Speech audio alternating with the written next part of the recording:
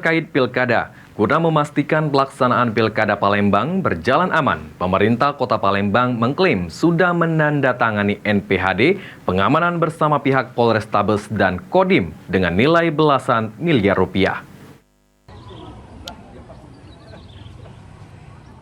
Pastikan pelaksanaan pilkada berjalan aman, pihak pemerintah Kota Palembang sudah melakukan penandatanganan naskah perjanjian hibah daerah.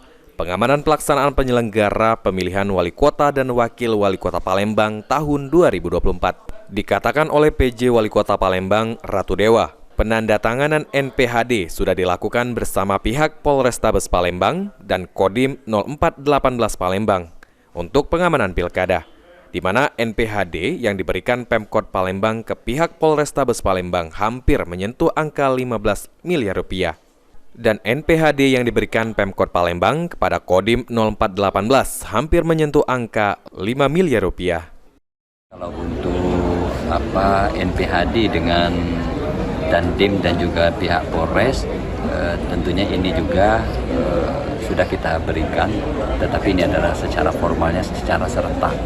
Untuk NPHD dengan Polrestabes kita nilainya hampir mendekati angka 15 miliar. Untuk Dandim kita mendekati di angka 5 miliar. Dengan sudah ditandatanganinya NPHD pengamanan Pilkada Palembang tahun 2024, PJ Wali Kota Palembang Ratu Dewa berharap agar pelaksanaan pilkada di Palembang bisa berjalan aman, tertib, dan lancar, baik untuk pemilihan gubernur dan wakil gubernur Sumatera Selatan maupun pemilihan wali kota dan wakil wali kota Palembang.